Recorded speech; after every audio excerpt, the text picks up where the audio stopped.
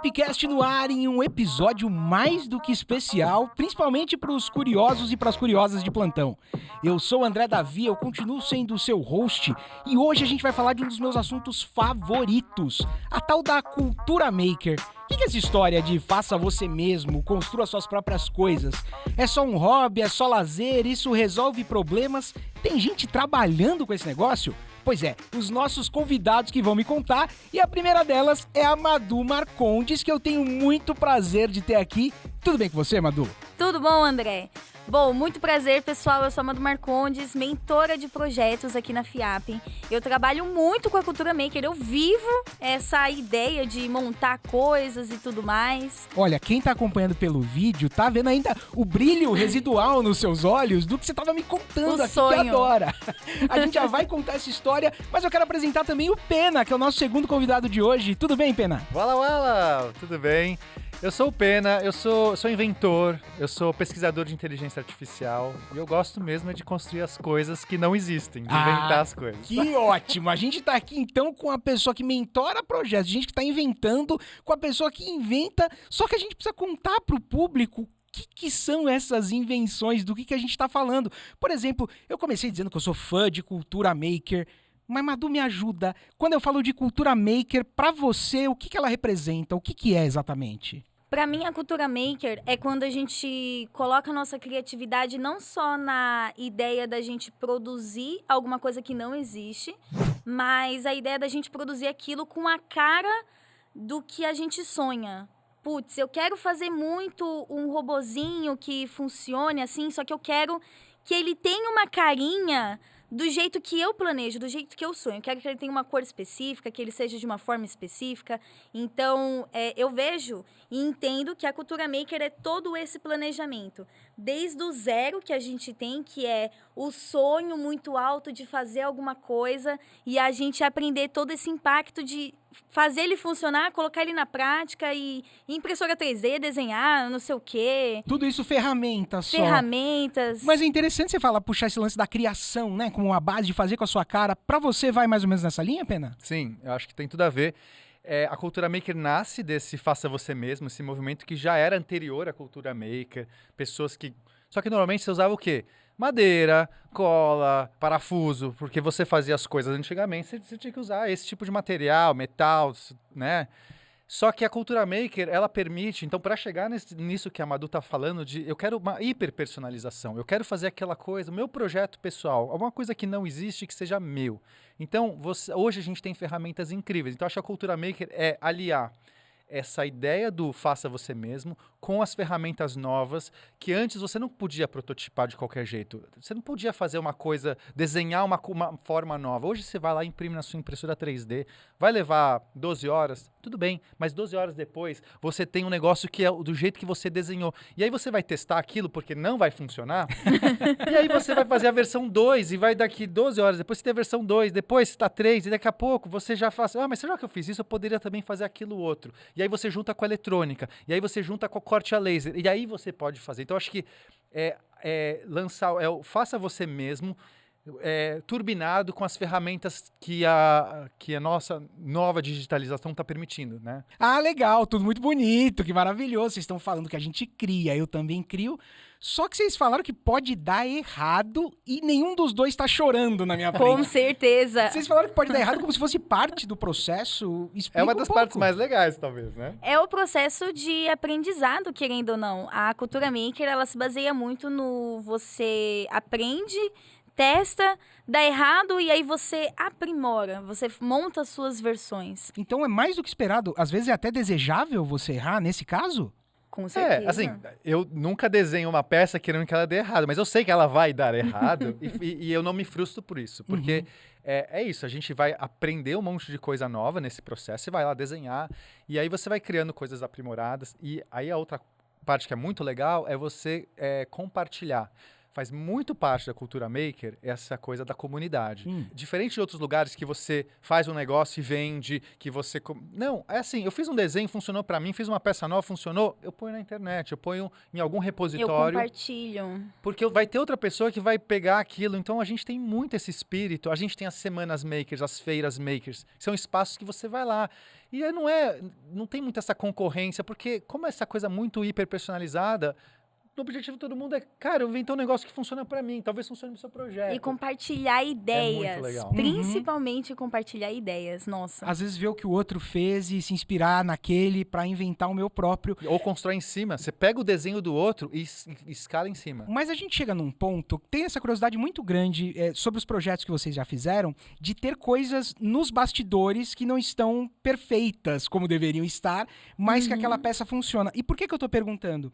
Quando a gente vê uma experiência da Caramelo lá na página de vocês, do Instagram, no YouTube, onde quer que seja, quando a gente vê os alunos da FIAP fazendo um projeto e ele tá funcionando, a expectativa que a gente tem é que do lado de trás tudo tá naquele nível industrial. Os cabos têm a mesma distância, não tem uma abraçadeira. Tá tudo amarradinho, bonitinho, Não né? é bem por aí? Não, no geral não. Por exemplo, lá na Caramelo, né, para explicar, a gente tem, eu e meu sócio, o Vitor Moreira, a gente, depois que a gente saiu do Manual do Mundo, a gente fundou a Caramelo Biônico, que é uma ideia de poder criar, fazer os nossos inventos, porque no manual as coisas eram vídeo, que é super legal. Só que a gente sentia a falta daquilo virar realidade também, da gente poder estar fazendo coisas reais, né? Porque a gente desmontava depois que as coisas iam pro vídeo, porque, enfim, você não pode guardar tudo. Então, foi muito desse desejo de transformar as coisas em realidade que a gente montou a Caramelo. Então, o que acontece? Quando a gente está na fase, principalmente de testar, de prototipar, de validar, aí é tudo gambiarra, né? Não é gambiarra não no sentido pejorativo da gambiarra, mas é nessa coisa de, não, vão ter coisas meio que presas de algum jeito improvisado, vão ter programas que estão inacabados, dispositivos que... É mais no sentido de priorizar, né? Priorizar o que é mais urgente naquele momento. Exato, porque só para quando você vai transformar isso num produto e você vai comercializar aquilo, que aí você tem que se preocupar com outras questões, porque aí o usuário não vai poder usar de um monte de jeito errado, aí você não quer, até para o cara não pôr em risco, ou ele, ou o equipamento. Mas antes dessa etapa, então quando a gente está expondo uma obra em algum lugar e que está num ambiente controlado, o que está por trás desse ambiente normalmente é essa gambiarra, né? É o que precisava para fazer aquele negócio funcionar. É o negócio que só quem fez entende o que está acontecendo lá dentro. E é exatamente isso que você falou. Quando a gente vai comercializar, a gente pensa em falar de PCBs, a gente coloca uma placa eletrônica bonita, solda tudo bonitinho. Mas quando é a gente que está fazendo, a gente sabe que se a gente mexer naquele filme específico ali, cagou tudo. Não funciona mais nada, já era. E faz parte mesmo, porque é aquele negócio. Às vezes a gente pode ter tempo para arrumar aquele fio, mas a gente também pode ter tempo para trazer uma outra melhoria. Pô, aquele fio, se eu não tocar nele, ele tá funcionando. Então a gente deixa esse método da gambiarra. Agora, chega alguém e fala assim, poxa, eu quero muito esse projeto para mim também. Você faz e vende? Aí a conversa muda, a gente faz um negócio diferente, bonitinho. Tem que ter uma outra abordagem. Você certeza. comentou comigo que você atua na escola, você atua na graduação, você está aí mentorando projetos diversos. De tudo. E eu sei que no Next desse ano, você foi uma das mentoras lá que ajudou uma das equipes de iniciação científica a criar um projeto. Conta um pouquinho pra mim de qual era o objetivo desse projeto, enquanto a galera da edição põe na tela pra mim ele aparecendo bem bonito. Cara, esse projeto, ele é o Lube, é um robô enfermeiro feito pelo pessoal da Passos Mágicos, que é uma ONG que está acompanhando a gente dentro da FIAP School, são alunos do 2º ano do ensino médio. Que legal! E eles estão competindo a nível de graduação nas iniciações científicas. É um robô que no ano passado ele fazia a triagem, o pré-atendimento dentro dos hospitais, essa era a ideia deles, então você cadastra o seu nome, ele checa a sua temperatura, tira seus batimentos cardíacos, oxigenação e já envia um relatório para você já dar entrada dentro do consultório. Então, ele faz todo esse processo assim rapidamente. E aí, a gente chegou esse ano, os meninos chegaram já com as ideias, olha, eu quero que ele ande, eu quero que ele tenha uma IA para conversar com a pessoa. E aí, tudo isso a gente foi elaborando a ideia e aí eu fui acompanhando eles, falando, tá, a gente quer fazer aquilo ali. É a ideia, né? O sonho da Cultura Maker, a gente quer o robô lá. Só que aí vamos fazer o passo a passo. Qual é o caminho que a gente vai fazer primeiro? Qual é o projeto? Vamos fazer ele andar primeiro, já que tem um movimento... É uma coisa mais fácil da gente fazer. E aí a gente foi desde a remodelagem, pra gente deixar ele com a cara deles em si, como que a gente ia mudar esse robozinho para ficar do jeito que eles queriam, como que a gente ia fazer essa movimentação. E eles, inclusive, fizeram uma inteligência artificial que funciona por voz, que você vai conseguir conversar com o robozinho. Gente, ó, é uma equipe de orgulho de verdade que eu carrego. Eu já tô orgulhoso aqui Muito de bom. antemão. E você acabou revelando uma coisa pra gente, viu, Madu? Quando você contou essa história do que eles queriam, que às vezes, Pena, tem um sonho, como a Madu falou. Olha, eu quero chegar nesse estágio final. Mas às vezes a gente está olhando para o sonho e as etapas, o processo para chegar lá parece um pouco mais complexo. Eu queria te perguntar especificamente de uma experiência de vocês, de uma instalação, que é o show de Turing que vocês fizeram. Conta um pouquinho, explica para a galera que não conhece o projeto como eu conheço, o que ele faz, o que ele é e qual que era o sonho, como que vocês viabilizaram ele. Então, curioso que o show de Turing nasceu do teste Turing. O teste original, Alan Turing é o pai da computação. Em 1950, ele já estava antevendo. Imagina os computadores de 1950 como eram. Eram uns trambolhões do tamanho maior do que essa sala. E só fazia umas continhas lá, não fazia mais nada. Não tinha imagem, não tinha nada. Era só uns bits rodando. Mas o Alan Turing já era visionário e falou assim, olha, eu acho que um dia as máquinas vão poder se tornar muito inteligentes, vão poder chegar num nível que a gente não consegue nem conceber. E todo mundo rindo da cara dele. Vai, né? Então ele escreveu um artigo, e aí ele propôs como seria um teste da gente avaliar a inteligência da máquina, né? E aí ele chamou de teste Turing, que é o jeito...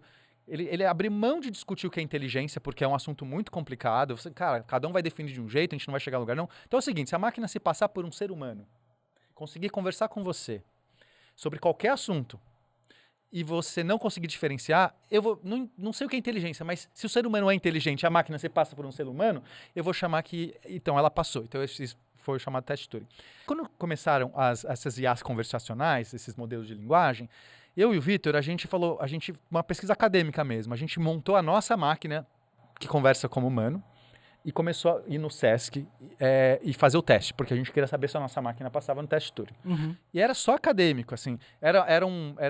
As pessoas eram convidadas a participar, iam lá, tinham que falar no computador. Então, como é que você faz? Você faz qualquer pessoa, são 5 minutos. Você pergunta o que você quiser e a máquina vai responder, vai ter um outro humano respondendo ao mesmo tempo. Você recebe 2 respostas, você não sabe qual que é o humano e qual que é a máquina. Você conversa durante 5 minutos, você pode falar do que você quiser, e essa é a graça, você pode ter uma viagem filosófica, discutir consciência, ou você pode falar sobre futebol. Isso que, assim, porque é isso, é qualquer assunto. E aí no final de 5 minutos você fala, a máquina é tal, e você vota. E as pessoas no começo, a nossa máquina, ela ia mal. Às vezes enganava bem, mas na maior parte das vezes você percebia que tinha alguma coisa que entregava. E a gente, vamos melhorar. Pá. Isso foi 1 ano. Pá, melhorando. E aí, de repente, a nossa máquina começou a passar. Sério? E as pessoas, assim, foi tão engraçado que no final, as pessoas achavam mais que a nossa máquina era humano. Um caso clássico era assim, a pessoa perguntava assim, como funciona o buraco negro? E eu era o humano que estava respondendo nesse momento. Eu sou físico, e eu sei exatamente como funciona o buraco negro. Aí eu dava uma resposta elaborada. Claro. O buraco negro, isso aqui, a gravidade e tal. E a máquina que se passa por humano, ela dava uma resposta bem genérica, muito diferente do que o ChatGPT faz, tá? Porque se você perguntar o buraco negro, o ChatGPT escreve perfeitamente. Mas ela falava... de um jeito meio como um humano falaria, um humano que não entende de buraco negro falaria. E a pessoa, não, essa aqui é a IA, que é a minha resposta, né? Essa aqui tá muito técnico. Então, assim, muitas vezes as pessoas iam, porque não percebiam que a experiência do ChatGPT é muito assim, eu sei como o ChatGPT funciona, só que não é assim que a nossa máquina funciona. E aí, no final das contas, a gente percebeu que as pessoas que iam fazer o teste ficavam vendo os outros conversarem. Que a diversão delas era ficar chutando. Nossa, você pergunta tal coisa. E virou, que era um experimento acadêmico. A gente falou assim, nossa, isso aqui vira um produto, vira uma coisa legal, uma atração. Aí a gente repaginou pro show de Turing. Agora a gente leva a IA pro palco. Aí tem um bunker que a gente constrói, um cenográfico. E a gente fala assim, agora vocês estão no ano de 2050. A plateia, todos vocês que estão na plateia aqui, vocês são os últimos humanos, o refúgio humano tá aqui. As máquinas estão lá fora caçando os humanos e elas querem entrar aqui dentro. Só que tem humanos lá fora também querendo entrar. Então tem 2 portas no bunker, são 2 portas físicas. A gente construiu com corte laser, com PVC, a gente montou 2 portas, só que super pintado. Você olha assim, parece um bunker, né? Só que é cenográfico.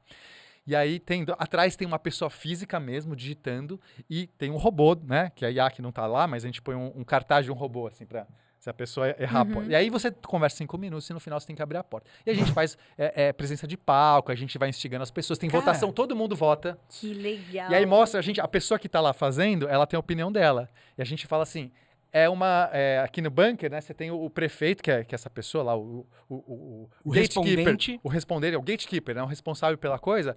Mas é uma democracia, todo mundo vota. Mas não é uma democracia porque no final você escolhe o que você quiser. Mas você vai ver o que todo mundo votou, fica aquela pressão. E as pessoas erram muito, assim. E é muito legal. Quando elas assim, tem umas pessoas que falam assim, eu tenho certeza, quando a pessoa crava. Não, eu tenho certeza que essa aqui é a IA.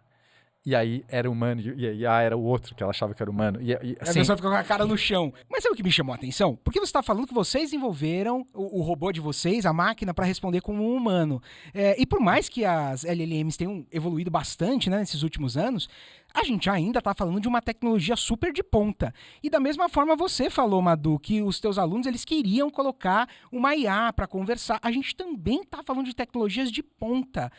Como, na visão de vocês, essas tecnologias avançadas, tecnologias emergentes, o que a gente tem do estado da arte do mundo tech, acaba casando bem com essa ideia do maker? Porque, convenhamos, a gente não tá falando de coisa barata necessariamente aqui, a gente tá falando do que tem de mais moderno. Como que você vê essa ligação, Madu? Pra mim é muito a ideia do sonho. A gente sonha em fazer alguma coisa que muito bem a gente não sabe como ela faz. Eu quero fazer um robô que converse comigo. Eu quero um robô que converse comigo. Tá, como é que eu vou fazer esse robô? E através da cultura maker a gente vai aprendendo. E a gente vai produzindo esses passos, né? Quando a gente chega no estágio em que eu produzi o robô, eu quero que agora o meu robô seja inteligente. E aí, o que me resta fazer? Vamos colocar uma IA? Vamos colocar uma IA. E através daí, na prática, por conta própria, pela vontade do seu sonho, você vai aprendendo a fazer aquilo que você tanto quis. E aí, no fim das contas, você tem o seu robô que conversa com você e faz tudo. Que nem a gente tem o cachorrinho da FIAP, a gente tem o humanoide que passeia por aí. Cara, isso é muito legal, porque no fundo é o que a gente fala de processo de descoberta, assim, de qual tecnologia pode ajudar a resolver o meu problema. Eu parto do problema e não da tecnologia. Já tem casos, inclusive, de essa retroalimentação acontecer, né? De coisas que surgiram no universo maker se tornarem, então, os produtos de ponta, as coisas mais procuradas. Acho que as impressoras 3D que a gente tem hoje em dia são um ótimo exemplo disso. Se não fossem os primeiros projetos open source ali, a gente não veria super indústrias. Agora eu queria jogar para um outro lado. A gente que gosta desse mundo, só entre nós aqui, ouvinte, se você é desses, cola com o pessoal, tá?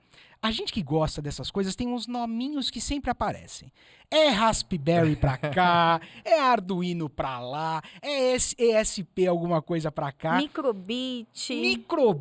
Nossa, tem muitos nomezinhos, muitas plaquinhas diferentes. Hoje em dia, eu queria saber qual que é o kit de sobrevivência de vocês, assim, plaquinhas ou ferramentinhas. Qual que é? Putz, eu vou dar o start num projeto, talvez ali seja um bom caminho pra começar. Aí me ferrou, porque tem projetos que você vai precisar de um Raspberry Pi para fazer, você vai precisar um pouco mais de computação, você vai precisar rodar alguns paralelismos. Tem outros projetos que você vai querer ir para um Arduino, que você vai controlar mais nível, mais baixo nível, né? Um código que vai precisar te entregar mais rápido, que ele vai poder gerenciar algumas saídas que um Rasp não vai te dar, ou nenhum computador vai te dar. Então fica, assim, eu não conseguiria falar assim, não, meu kit é esse, assim. Pra mim é todo. É só isso, exclusivamente. Tem que ser todo, você tem que ter... alguns projetos a gente mistura tudo. Tem um projeto recente que a gente fez, que é com batuques, imagina um Guitar Hero, né, que vem caindo as notinhas e você tem que acertar, só que em vez de ser uma tela, é fisicamente LEDs que entram num tambor. Então esses LEDs vão vindo, e aí com notas. Você tem dois batuques, direita e esquerda. Então se vem aqui a nota da direita, você tem que acertar na hora certa. Pum, pum.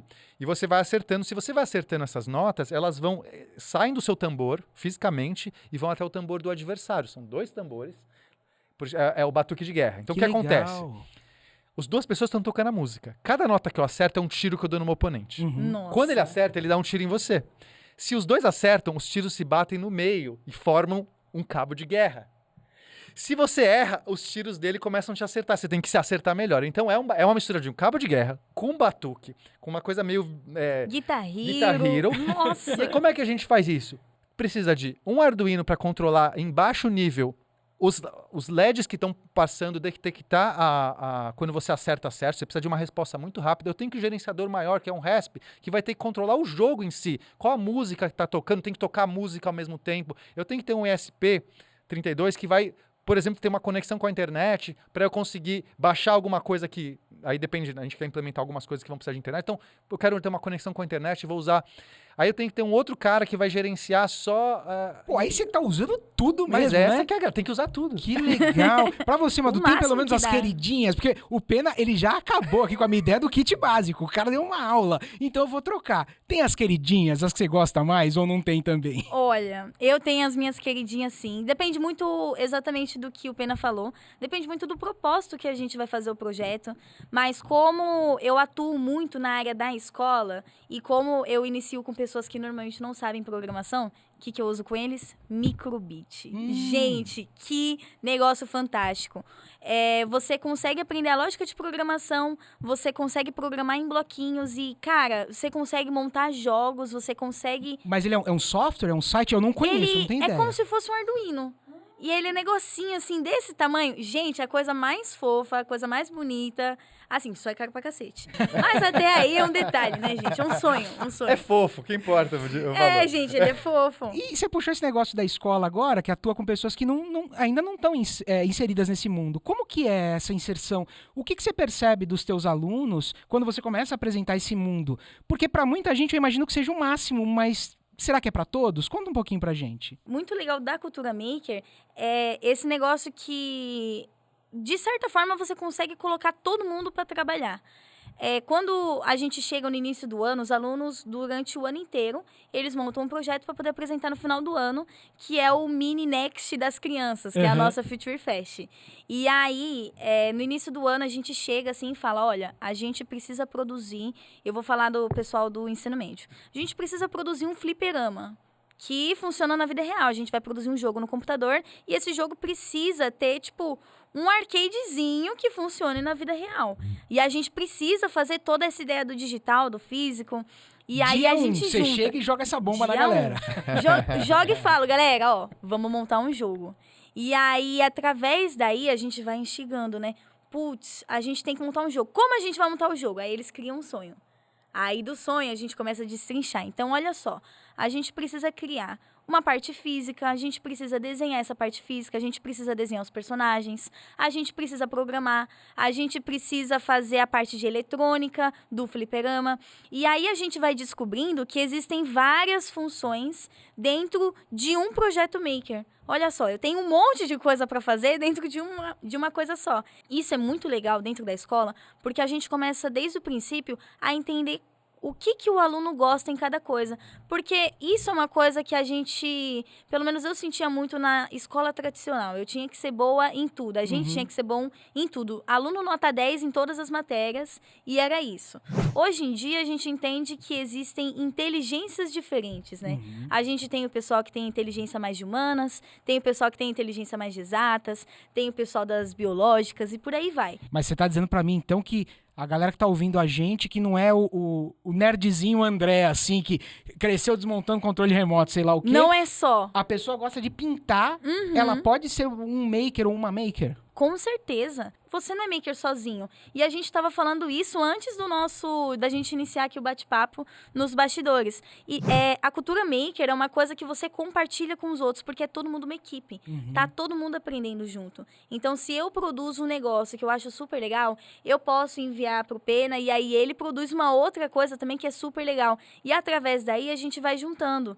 Putz, eu gosto mais de fazer modelagem, de fazer essa parte de pintura, mão na massa, de criar um design bonito, ainda assim usando a parte de engenharia, de maker, de impressão 3D e tudo mais. Mas aí o Pena já gosta mais dessa parte de programação, A gente a faz parte de parceria eletrônica. e a gente Exato. vem pra minha oficina, vamos fazer junto. Esse espírito é muito legal. Porque pensa num filme. Pra você fazer um filme, você precisa ter roteirista, diretor, ator, produção e não sei, 1 milhão de pessoas. Fazer alguma coisa, essas ideias malucas, você pode fazer sozinho? Pode, vai levar um tempo muito grande, você tem que ser meio que bom em tudo. É um caminho, é um caminho. E loucura. E loucura. Agora é mais legal quando você fala assim, mano, eu manjo muito disso, mas eu não sei nada daquilo. Madu, você manja muito daquilo, mas não sabe disso. Junta aqui. E aí daqui a pouco a gente faz esses collabs, porque a cultura maker permite. Não fica, sabe, é uma coisa, já é pra isso, assim. É fácil de você incrementar em cima de um projeto do outro, você compartilha, você chama as pessoas. Isso é o mais legal. Lá, por exemplo, na Caramelo, a gente tá num collab de empresas, tem o Malmaker também, então a gente tá no mesmo espaço com outro grupo maker. Cara, direto, nossa, não tá funcionando isso aqui, não sei o quê. Mal, puta, eu já brinquei com isso da outra vez. Cara, não, isso aqui vai pra desse caminho. Já sei o problema que tá acontecendo aqui, Aí chama ó. outra pessoa, mas fulano de tal trabalhou com outra coisa. Você que tá fazendo isso aqui, aí liga pra fulano de tal, chama na oficina. Isso é muito legal, porque, cara, além de você estar fazendo um projeto novo, você tá trocando essas ideias.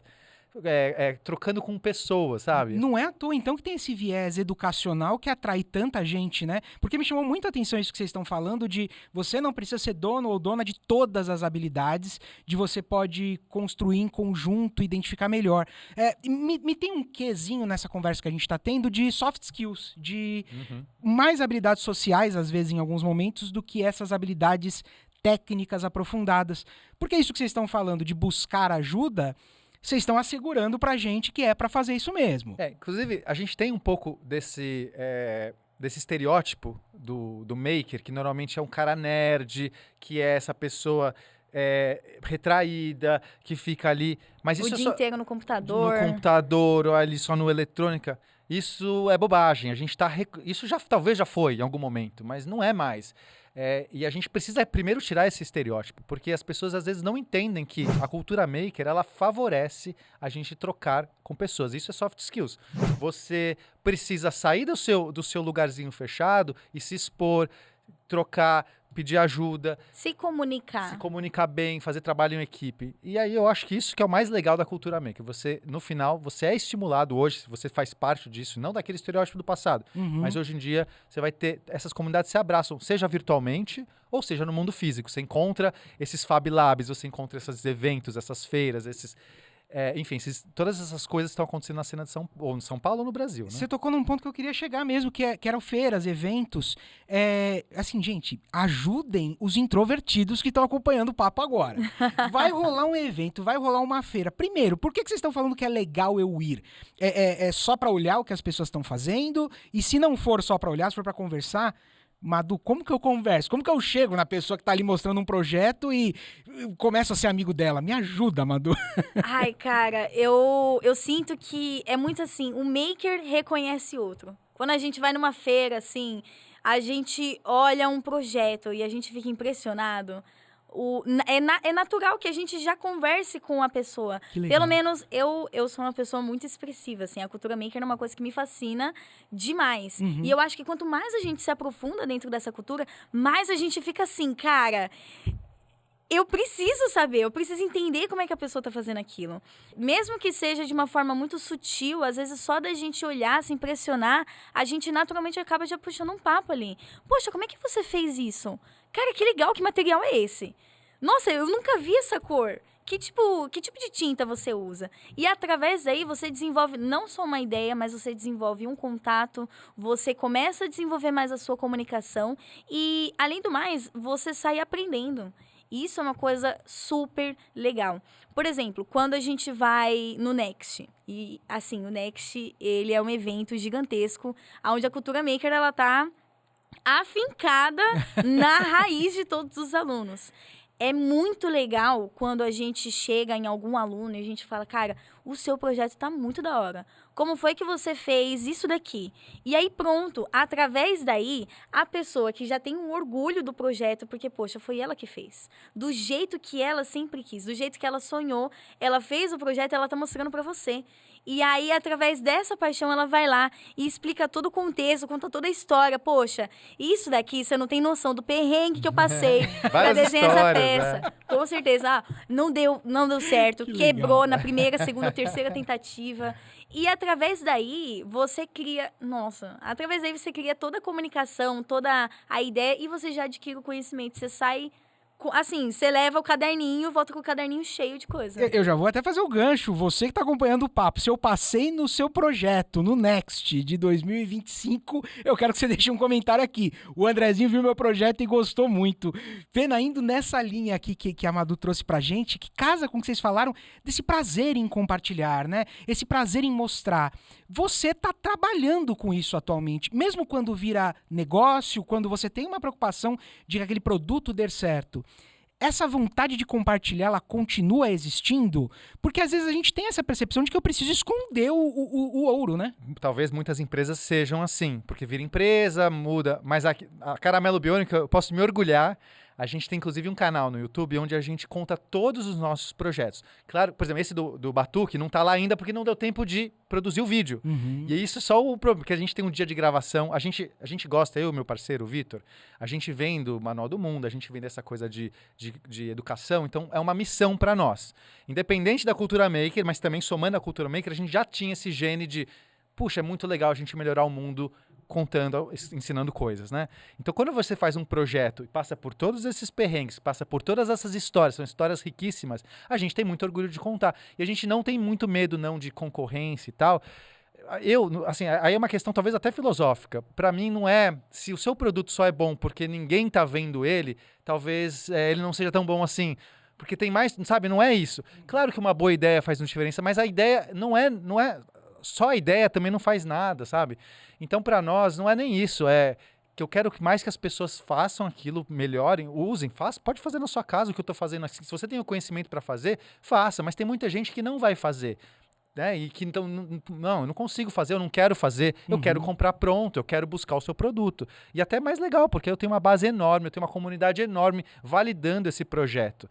Então, a gente pensa diferente, a gente quer super compartilhar, porque a gente ensina um monte de coisa, a gente aprende um monte de coisa, cria uma comunidade e cria já uma validação dos nossos produtos. Nossa, é uma forma muito legal essa de pensar. De verdade, assim, sem ser piegas, inspira a gente, porque é legal você mostrar para outra pessoa algo legal que você tá vivendo, que você tá passando. E quando, desculpa só te cortar, Imagina. E quando você faz isso, porque como você é verdadeiro e você tem essa vontade, a pessoa fala assim, nossa, você gosta tanto do que você tá fazendo. E se aquela pessoa não vai...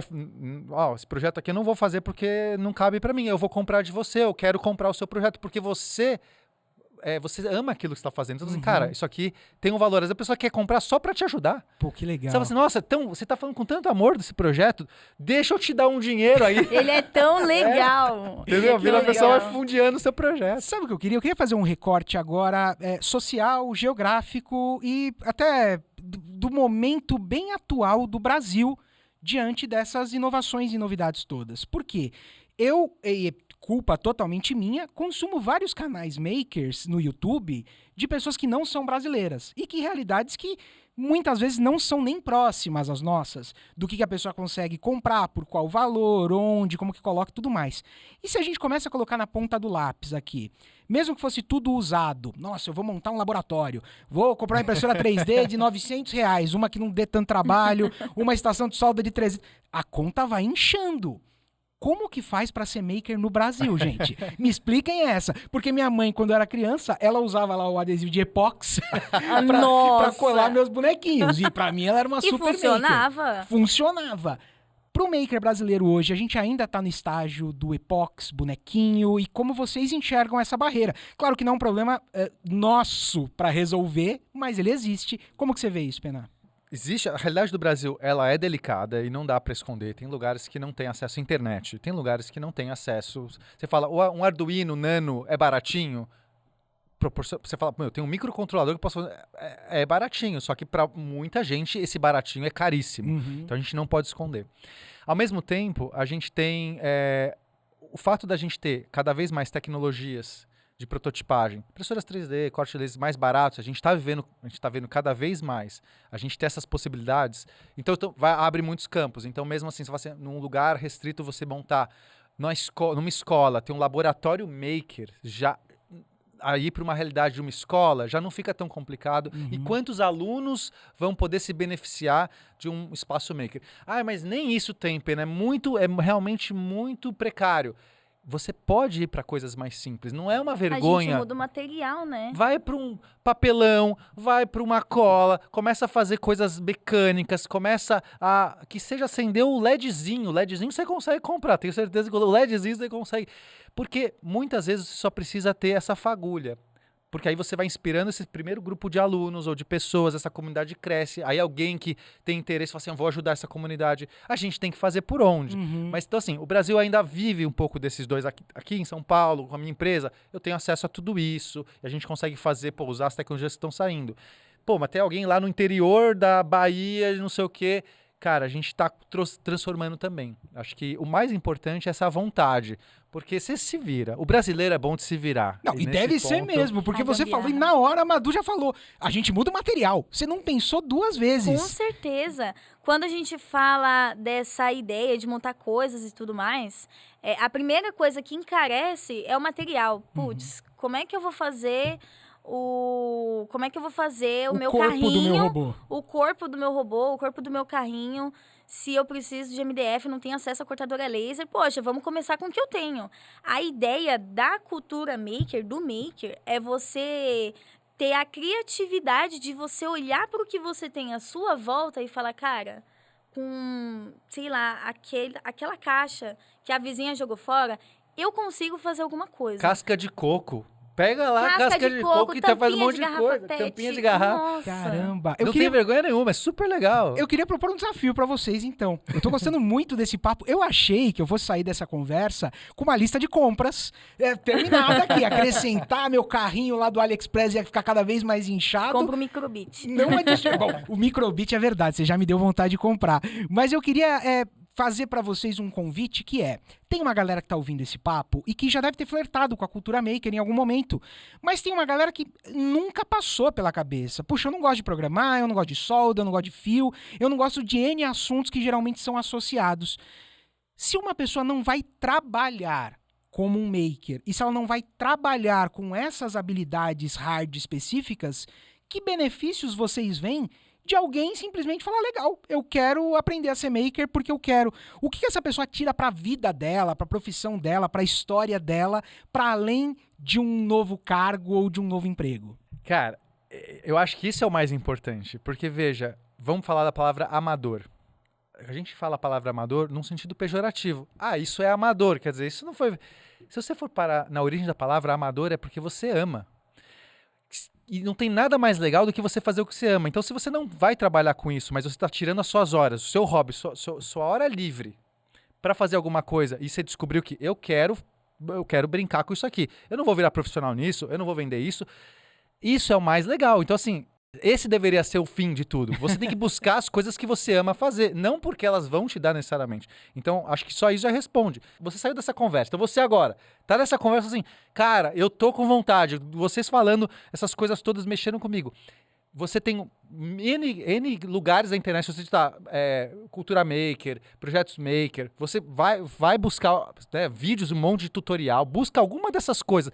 O que você tem? Ah, eu quero montar um Pokémon que brilha o olho, eu quero montar, sei lá, um robozinho. Qualquer uma dessas coisas, muito facilmente você vai encontrar alguém que fez isso, e aí você vai. Ah, essa peça é muito cara, não sei trabalhar com isso. O que eu preciso aprender para programar um Arduino? Cara, tem 30 milhões de cursos de Arduino para você fazer, de graça. E acho que é isso. E aí você vai fazer isso porque você ama, porque você tem vontade. Se aquilo ressoou com você e você gostou, você vai fazer um projeto um pouquinho mais rebuscado. E daqui 2 anos você vai descobrir que você, nossa, virou um maker. Que legal! E pra você, o que essa aprender a ser maker traz pra vida das pessoas? Pra mim traz muito essa questão da paixão de você criar. Porque, querendo ou não, todo mundo gosta de criar. O que a gente gosta de criar é o que a gente vai descobrindo ao longo da vida. Putz, eu gosto de criar conteúdo, eu gosto de criar vídeos, eu gosto de criar robôs, eu gosto de criar apresentações, design, por aí vai. Mas, principalmente, a gente pode falar também das soft skills, que é essa parte de comunicação que a gente estava falando, mas não só a parte de comunicação, poxa, trabalho em equipe, divisão de tarefas, a gente consegue trazer um escopo muito grande, e aí eu falo dentro da parte acadêmica, da parte escolar, da educação. Poxa, desde o início do ano, quando a gente aprende as diferenças de cada um dentro da equipe, a gente consegue trabalhar essa ideia de... eu já começo a enxergar desde o início quem são os líderes ali, quem é aquela galera que sabe conversar com todo mundo da equipe, que sabe fazer todo mundo trabalhar, quem é o pessoal que é a galera mão na massa, que é a galera que vai botar na apresentação, assim... Gente, é fantástico, assim, o quão grande isso pode se formar. Porque às vezes a gente olha e a gente fala, mano, aquela pessoa não sabe montar um MDF. Mas ela pinta como ninguém. Que Ela legal. apresenta aquele projeto como se aquele projeto fosse a melhor coisa do mundo. E são essas habilidades que a gente vai adquirindo. E tudo isso são as nossas soft skills, querendo ou não. Na prática, e isso é uma coisa muito grande que eles podem levar para o mercado de trabalho. Poxa, eu posso muito bem falar que na escola eu montei um projeto X e nesse projeto eu atuei como o designer do grupo, eu montei um modelo de negócio daquela ideia. Nossa, e isso é uma coisa de ouro, porque é um negócio que você não encontra em lugar nenhum. Cara, que demais. Meu coração ficou quentinho de ouvir vocês. Inclusive, ó, ouvintes, agora eu tenho mais um novo pedido. Vocês estão vendo que hoje eu tô todo saidinho, né? Cola um link aí pra gente dentro dos comentários do Spotify de algum projeto maker que você fez ou que você viu que a gente pode achar legal. Eu vou aparecer nos comentários pessoalmente, ou melhor, virtualmente, para responder e ver o que a galera tá mandando. Eu queria muito agradecer vocês dois, mas antes de dar tchau, eu sinto que eu preciso de mais e mais e mais. Então eu vou abusar, hein? Ó, o último pedido que eu vou fazer. Eita. Madu, deixa uma dica pra galera que tá acompanhando esse papo e que se interessou pelo universo maker, se interessou pela história, se interessou por tudo isso. O que você dá pra essa pessoa de sugestão? É um filme pra ela assistir, é um canal pra ela seguir, é um livro pra ela ler ou é um evento pra ela se enfiar? Conta pra gente qual é a sua sugestão. Olha, a primeira coisa que eu preciso indicar pro pessoal é o canal do Caramelo Biônico. Afinal, Olha aí, se hein? você tem Obrigado. essa vontade, esse sangue na veia de fazer alguma coisa mão na massa, com certeza, em algum vídeo, eles vão encontrar alguma coisa, vocês vão encontrar alguma coisa que vocês tenham vontade de fazer. E principalmente em eventos como o Next, se você não foi nesse ano, vá ano que vem sem falta, não perca essa oportunidade, conversa com o pessoal. E principalmente, comece, sonhe, escreva no papel, tenha uma ideia, desenha tudo que você quer naquilo e descubra o que você tem que fazer. Afinal, você é o maker, você tem que descobrir como você vai seguir o seu caminho. Caraca, eu mesmo já anotei as dicas aqui. Olha que eu fui no Next, hein? E você, Pena, que dica que você deixa pra galera Pô, que quer depois sonhar? dessa, até o meu canal já foi. Eu ia sugerir meu canal, mas não preciso já. Não, muito obrigado, Madu. Bom, vou sugerir talvez um outro canal que é uma porta de entrada também para muita gente, que é o Manual do Mundo, do qual eu vim, né? Então, tanto eu quanto o Vitor, a gente trabalhou no Manual do Mundo, fez o projeto do Submarino lá com o Iberê, e acho que é também uma referência aí enorme do Brasil. Se você não conhecia o Manual do Mundo, você deveria conhecer. É doido. É doido. Acho que o principal é isso que a Madu falou de você pode fazer um projeto. Não, mas eu não sei começar. Primeiro, hoje em dia a gente já tem uma ferramenta à nossa mão gratuitamente, que é uma inteligência artificial, um modelo de linguagem, que você pode, se é mais inibido, você não sabe por onde começar, pergunta lá. Quero fazer um robô que faz isso, não sei nada. Não sei nada, nunca, nem sei o nome do que eu tenho que fazer. O que eu faço? Ele vai ou sugerir alguns sites, alguns canais, alguns projetos, ou mesmo ele pode começar a te ajudar. E essa acho que é uma dica legal. Comece a usar essa inteligência artificial, porque, eu não sei o que perguntar agora, você sabe o que perguntar.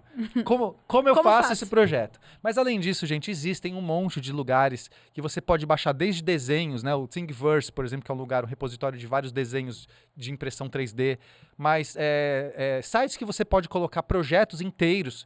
Cara, segue tintim por tintim, compra o parafuso tal, compra um negócio tal. E assim, você encontra projetos brasileiros também, que às vezes você vai encontrar um gringo que você fala assim, esse componente não tem no Brasil, querido. Mas às A vezes... Robocore também, né? Robocore tem é uma boa dica. umas apostilas. E essas feiras todas, né? Seja Next, seja Semana Maker, enfim, a gente tem recheado. Gente, a questão principal você não precisa mais se dar nenhuma desculpa, tá? Acabaram as desculpas, você pode começar e boa sorte, porque a comunidade é muito legal. Fala com a gente também.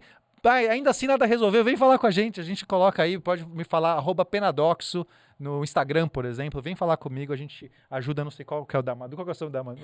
Madu_Marcondes, com certeza pode chamar a gente aqui, o que a gente gosta de fazer é compartilhar ideias. Pô, sensacional, o que sobra pra mim agora? Nada, só agradecer. Chama o André Davi também.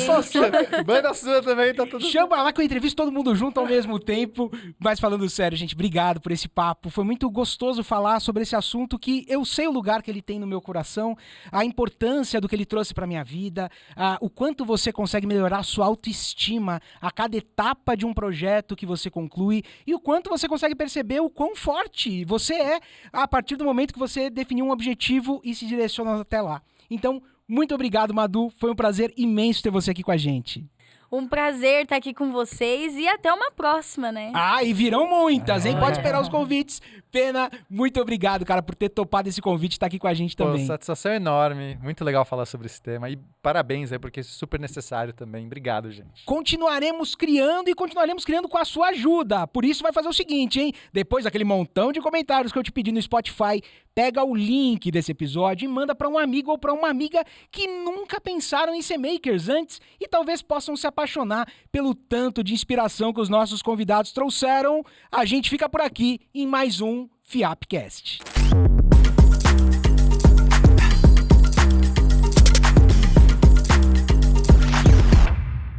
O FIAPcast faz parte da Hipsters Network, a rede de podcasts do ecossistema Alura FIAP PM3. Quer saber ainda mais sobre tecnologia e negócios? Acesse hipsters.network e siga o @hipsters.network no Instagram.